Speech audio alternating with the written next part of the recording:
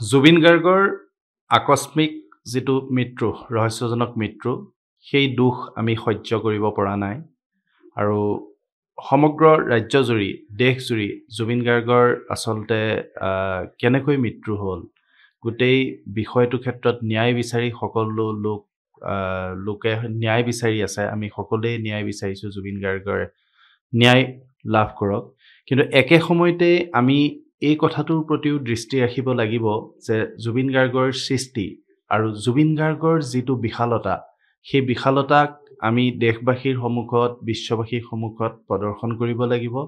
আৰু জুবিন গাৰ্গক আজি আমাৰ হিয়াৰ আমঠু হৈ আছে জুবিন গাৰ্গ, কিন্তু ভৱিষ্যত প্ৰজন্মইও যাতে জুবিন গাৰ্গক সেই দৃষ্টিৰে ৰাখিব পাৰে, ভৱিষ্যত প্ৰজন্মৰ বাবেও যাতে জুবিন গাৰ্গৰ বিশালতা সেইধৰণে থাকে, আমাৰ যথেষ্ট কৰণীয় আছে। আৰু অসম লাইভ 24-এ এটা সুন্দৰ পদক্ষেপ লৈছে। তেওঁলোকে তিনিদিনীয়াকৈ জুবিন গাৰ্গৰ জুবিনবিহীন আচলতে প্ৰথমটো যি জন্মদিন, সেই জন্মদিনটো পালন কৰাৰ এটা সিদ্ধান্ত লৈছে, এটা আদৰণীয় পদক্ষেপ।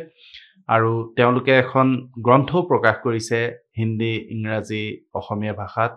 সেইটো জুবিন গাৰ্গৰ ব্যক্তিত্ব, জুবিন গাৰ্গৰ বিশালতাক সকলোৰে সন্মুখত তুলি ধৰাৰ বাবে এটা ডাঙৰ প্ৰয়াস বুলি মই ভাবিছোঁ।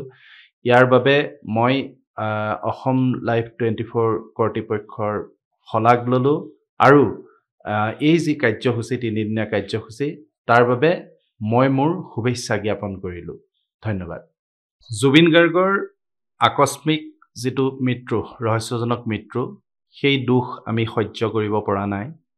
আৰু সমগ্ৰ ৰাজ্যজুৰি, দেশজুৰি জুবিন গাৰ্গৰ আচলতে কেনেকৈ মৃত্যু হ'ল, গোটেই বিষয়টোৰ ক্ষেত্ৰত ন্যায় বিচাৰি সকলো লোকে ন্যায় বিচাৰি আছে। আমি সকলোৱে ন্যায় বিচাৰিছোঁ জুবিন গাৰ্গৰ ন্যায় লাভ কৰক।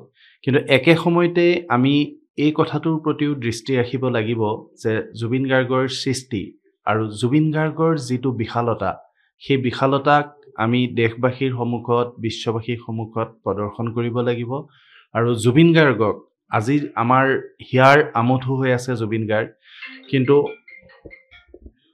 ভৱিষ্যত প্ৰজন্মইও যাতে জুবিন গাৰ্গক সেই দৃষ্টিৰে ৰাখিব পাৰে, ভৱিষ্যত প্ৰজন্মৰ বাবেও যাতে জুবিন গাৰ্গৰ বিশালতা সেইধৰণে থাকে, আমাৰ যথেষ্ট কৰণীয় আছে। আৰু অসম লাইভ 24-এ এটা সুন্দৰ পদক্ষেপ লৈছে। তেওঁলোকে তিনিদিনীয়াকৈ জুবিন গাৰ্গৰ জুবিনবিহীন আচলতে প্ৰথমটো যি জন্মদিন, সেই জন্মদিনটো পালন কৰাৰ এটা সিদ্ধান্ত লৈছে, এটা আদৰণীয় পদক্ষেপ। আৰু তেওঁলোকে এখন গ্ৰন্থও প্ৰকাশ কৰিছে হিন্দী, ইংৰাজী, অসমীয়া ভাষাত। সেইটো জুবিন গাৰ্গৰ ব্যক্তিত্ব, জুবিন গাৰ্গৰ বিশালতাক সকলোৰে সন্মুখত তুলি ধৰাৰ বাবে এটা ডাঙৰ প্ৰয়াস বুলি মই ভাবিছোঁ। ইয়াৰ বাবে মই অসম লাইভ 24 কৰ্তৃপক্ষৰ শলাগ ল'লোঁ। আৰু এই যি কাৰ্যসূচী, তিনিদিনীয়া কাৰ্যসূচী, তাৰ বাবে মই মোৰ শুভেচ্ছা জ্ঞাপন কৰিলোঁ। ধন্যবাদ।